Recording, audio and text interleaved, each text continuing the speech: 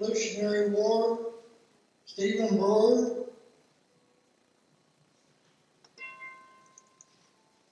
Thomas Watson, War of 1812. Francis Anderson, John C. Gibson, Garrett Moore, Robert Thompson. Civil War, Francis Anderson, A.B. Brewer, John Bergner, James Criswell, John Gibson, Martin Gibson, Robert Boyce Greer, John Halstead, Robert Hemphill, George P. Harvey, James Harvey, Alvin D. Katz, William Kelly, Harvey Kirkpatrick. Continuing with the Civil War, John P. Kirkpatrick, John D. Love, John H. Montgomery, John Riddle, John C. Riddle, John Smalley, Robert Thompson, William M. Thompson, Thomas Wiley, Samuel Wiley, Thomas Wood. Spanish-American War, John R. Harvey.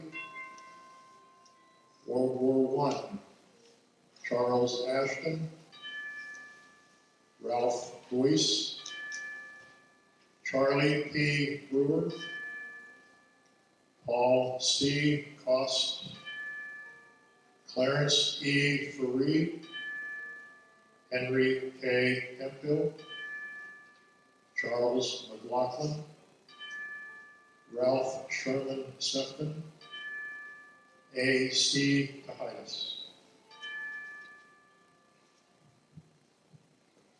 World War II.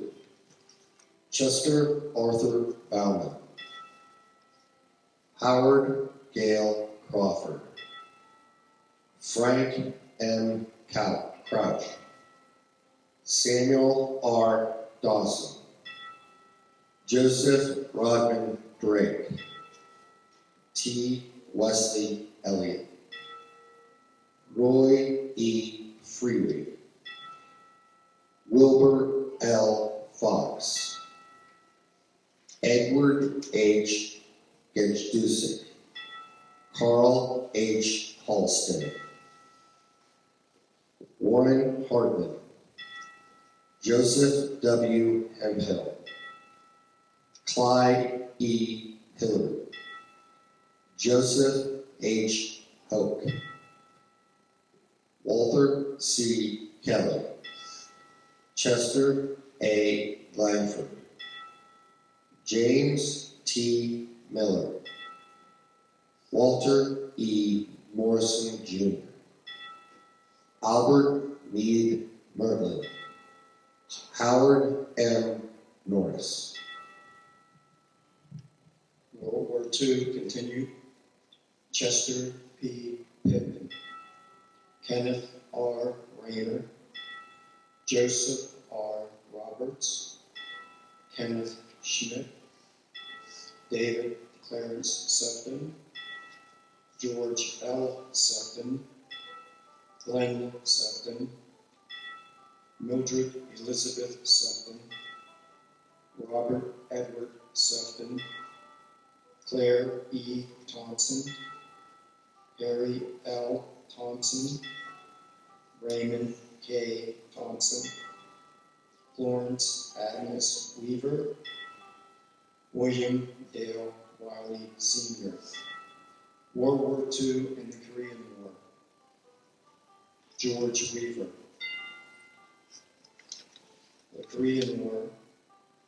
Paul William Foster, Dale Leroy Harvey, Richard L. Harvey, David Clyde Enfield, Dale Kelly. Richard M. Kelly, Robert Lassinger, Melvin Dale Septon, James T. Septon, Ralph Everett Stump Jr., Carol L. Wise, between Korea and Vietnam, Ronald R. Black, Arlene Harvey Clipper, Larry J. Harvey Sr., Lloyd Daniel Harvey, R. Wayne Harvey, Alan Miller, Malcolm Weaver, David Franklin Wise, Vietnam War, Daniel L. Harbison, Bruce Allen Harvey, Greg Reed, Donald L. White, Glenn Robert Wiley, and Harold Young.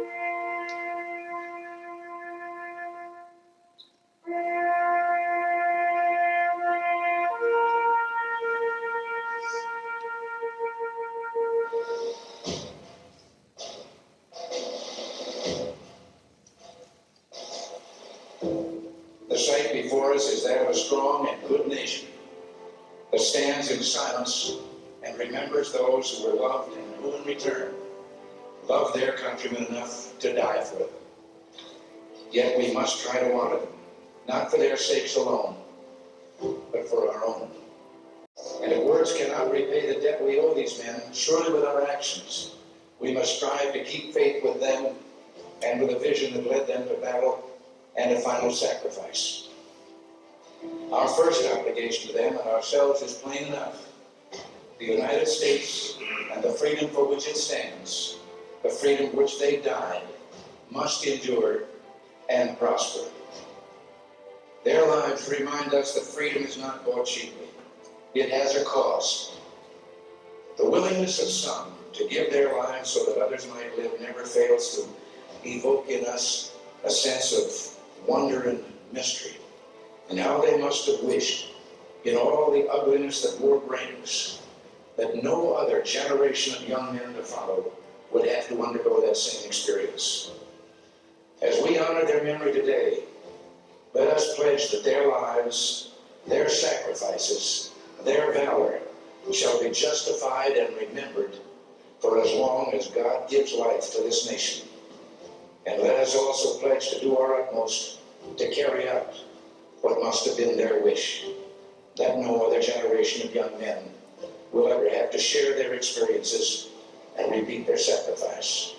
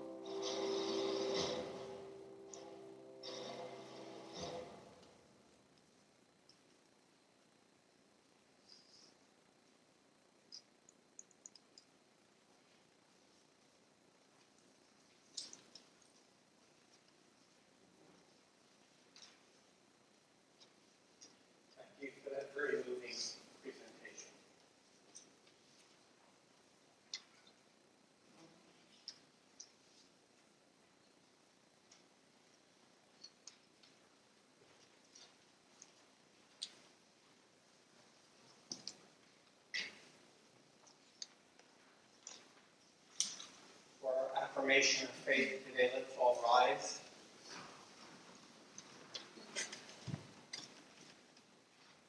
Let us say the Pledge of Allegiance.